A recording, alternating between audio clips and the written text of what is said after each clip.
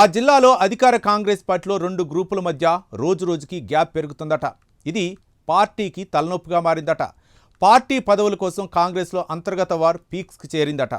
Corporation mayor పదవితో మొదలైన war ఇప్పుడు పట్టణ అధ్యక్షుడి పదవి కోసం మరింత ముదిరిందట. పట్న అధ్యక్ష పదవి తమ వర్గానికి దక్కాలని అటు ఎమ్మెల్యే వర్గం ఇటు డీసీసీ అధ్యక్షుడి వర్గం నువ్వా నేనా అన్నట్ల తరహాలో పోటీ పడుతున్నారట.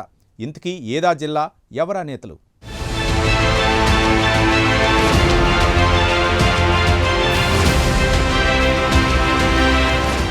మహబూబ్ నగర్ కాంగ్రెస్లో మళ్లీ ముసలం మొదలైంది. కార్పొరేషన్ మేయర్, డిప్యూటీ మేయర్ పీఠాలకు సంబంధించి ముఖ్య నేతల మధ్య విభేదాలు తారాస్థాయికి చేరాయి.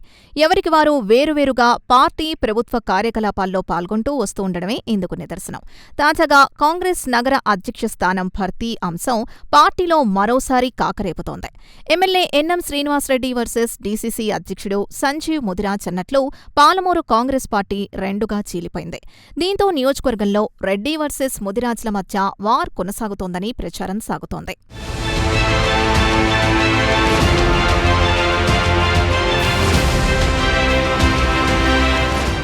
మహబూబ్ నగర్ మున్సిపల్ కార్పొరేషన్ ఎన్నికల్లో కాంగ్రెస్ విజయం సాధించింది.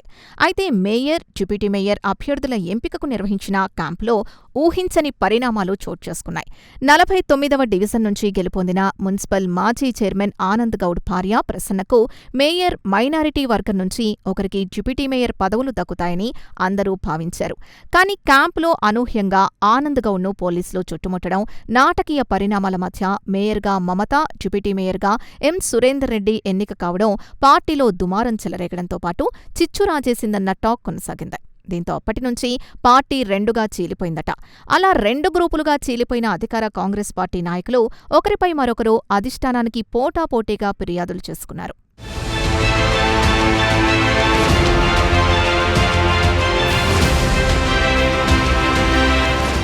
అయితే మేయర్, డిప్యూటీ మేయర్ అభ్యర్థుల ఎంపిక పరిణామాల క్రమంలో ఎమ్మెల్యే ఎన్ఎం శ్రీనివాసరెడ్డి, డీసీసీ అధ్యక్షుడు సంజీవ్ ముదిరాజ్ అన్నట్లు పార్టీలో రెండు గ్రూపులు ఏర్పడ్డాయి.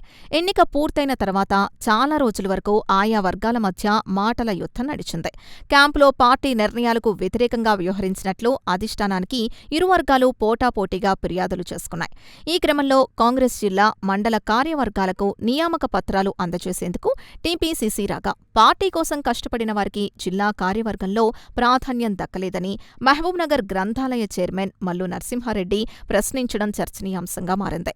దీంతో రాష్ట్ర అధ్యక్షుల ముందే పార్టీలో వర్గ విభేదాలు బహిర్గతం కావడంతో పాలమూరు కాంగ్రెస్ లొల్లి అధిష్టానం దృష్టికి వెళ్లింది.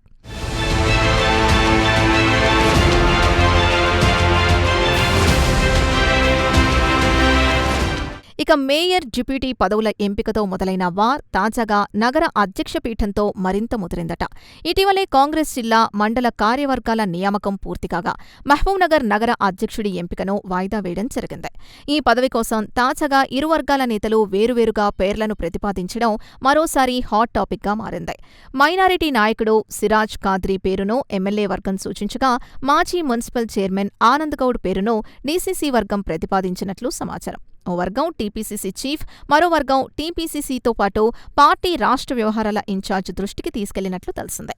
పట్టణ అధ్యక్షుడి పదవి విషయంలో ఇరు వర్గాలు పట్టు వీడకుండా తమ పంథాన్ని నెగ్గించుకునేందుకు యత్నిస్తున్నట్లు పార్టీ శ్రేణుల్లో చర్చ జరుగుతోంది.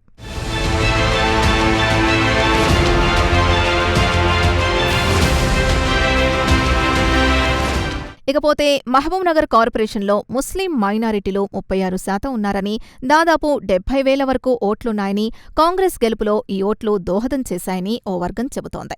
తమ మైనార్టీ సామాజిక వర్గానికి మేయర్ లేదంటే డిప్యూటీ మేయర్ పదవి వస్తుందని ఆశించినా దక్కలేదని ఆ సామాజిక వర్గం మండిపడుతున్నట్లు సమాచారం. అందుకే తమకు కనీసం పార్టీ నగర అధ్యక్ష పదవి ఇవ్వాలని ఆ సామాజిక వర్గ నాయకులు డిమాండ్ చేస్తున్నారు.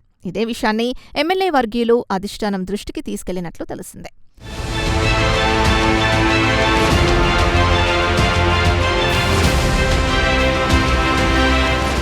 అయితే ప్రస్తుతం పాలమూరు కాంగ్రెస్ శ్రేణుల్లో భిన్న వాదనలు వినిపిస్తున్నాయి. మరోవైపు సామాజిక వర్గాల ప్రాతిపదికన పదవుల ఎంపికపై కాంగ్రెస్లో భిన్నాభిప్రాయాలు వ్యక్తమవుతున్నాయి. బాహాటంగా మాట్లాడకపోయినా పదవుల్లో ప్రాధాన్యం దక్కని పార్టీ నాయకులు నిరాశతో ఉన్నట్టు తెలుస్తోంది. సమర్థ నాయకత్వాన్ని ప్రోత్సహించకుండా ఇరుకున పెట్టేలా స్వపక్షంలోనే రాజకీయాలు చేస్తున్నారని మండిపడుతున్నారట. బీసీలకు బీసీలనే పోటీదారులుగా పెట్టి వెనకబడిన వర్గాలకు చెందిన ప్రజల్లో నమ్మకం కోల్పోయేలా చేయడం తగదని, ఇది కాంగ్రెస్కు నష్టం చేకూరుతుందని మరికొంతమంది హస్తనేతలు హెచ్చరిస్తున్నారు.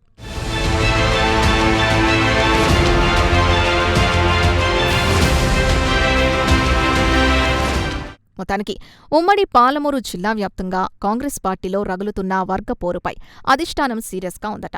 ఈ నేపథ్యంలో పాలమూరు జిల్లాలో కూడా వర్గపోరు మొదలు కావడం, సీఎం సొంత జిల్లా కావడం ఆయన జిల్లా నేతలపై మరింత అసంతృప్తిగా ఉన్నారట. మరి భవిష్యత్తులో నేతలంతా పార్టీ కోసం పనిచేస్తారా, లేక వ్యక్తిగత అవసరాల కోసం పార్టీకి నష్టం చేస్తారా, గ్రూప్ పాలిటిక్స్ చేస్తూ ప్రత్యర్థులకు ఆయుధాన్నిస్తారా అన్నది సస్పెన్స్గా మారింది. మరి చూడాలి, పాలమూరు హస్తం పార్టీలో కొనసాగుతున్న ఈ కోల్డ్ వార్కు పార్టీ పెద్దలు ఎలా అడ్డుకట్ట వేస్తారో.